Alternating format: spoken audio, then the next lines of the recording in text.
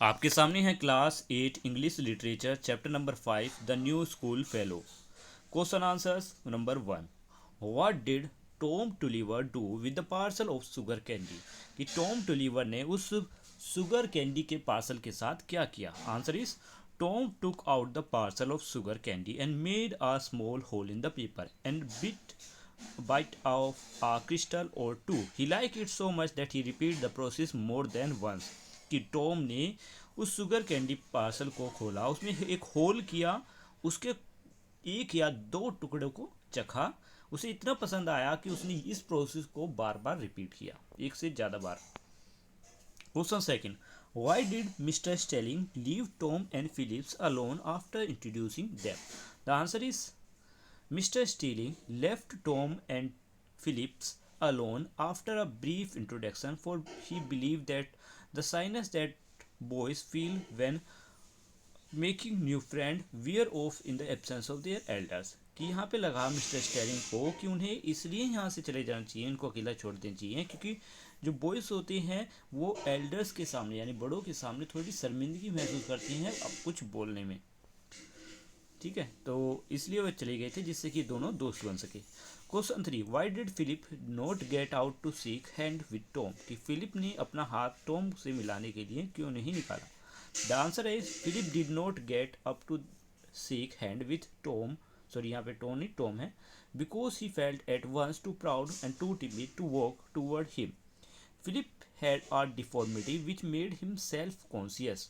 The deformity became more conspicuous when he walked. He felt that Tom, like everyone else, would find him repulsive if he got up and walked up to him, shake hand.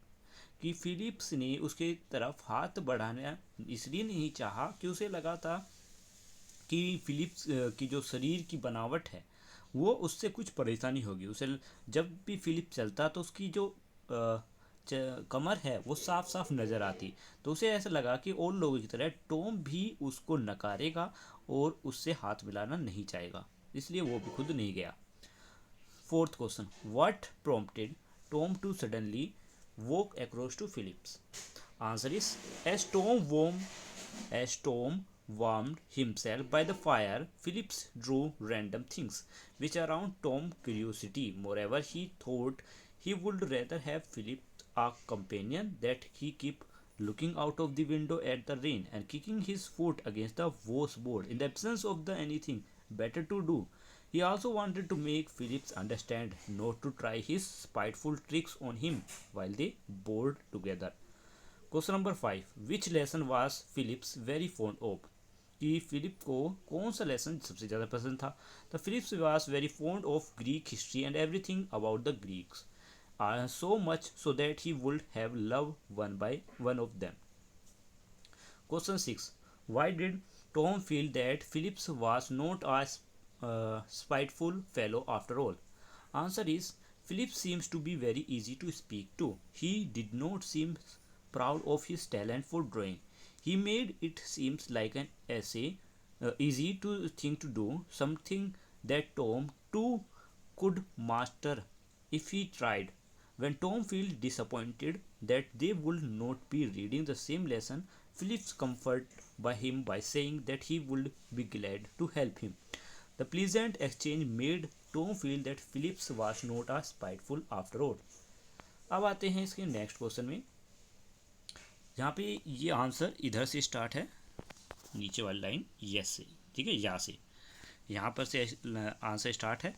Tom and Philips are very different from each other, do you think people of different temperament can be friend? Answer is yeah, यहाँ पे है red जहाँ पे मैंने line बनाई है, yeah they certainly be friends two different personality attitude can in some case situation some cases cause conflict, disagreement, but in most cases if both people are open minded or avoid the difference that they know they can stand in each other, you can get along pretty well. Second question. Find 3 examples from the story The New School Fellow to show that George Eliot understood children very well. कुछ examples को ढूंढिए जिससे हमें पता चलता है कि George एलिटन बच्चों को अच्छे समझते हैं। Answer is boys shyness, first line, boys shyness only wears off in the absence of their elders, कि बॉयज़ की जो शर्माहट है या घबराहट है, हिचकिचाहट है, वो तभी जा सकती है जब आसपास कोई एल्डर ना हो। Tom went back to school, a day quite in keeping with these several phases of destiny. अब टॉम वापस फिर से स्कूल जाने लगा, ये ध्यान में रखते हुए कि ये इसकी ज़िंदगी का सबसे मुश्किल दौर है। Next line, Tom start jumping away from the table as he wanted to listen story. Tom अपनी टेबल से दूर जाकर उछलने लगा क्योंकि वो स्टोरी सुनना चाहता था। तो हमारी वीडियो यहाँ पर ख़त्म होती है। चैप्टर का एक्सप्लेनेशन पहले ही हो चुका है, जिसका लिंक भी आपको इस वीडियो के डिस्क्रिप्शन से मिल जाएगा। Thank you, have a nice day. मिलते हैं नेक्स्ट वीडियो में, बाय बाय।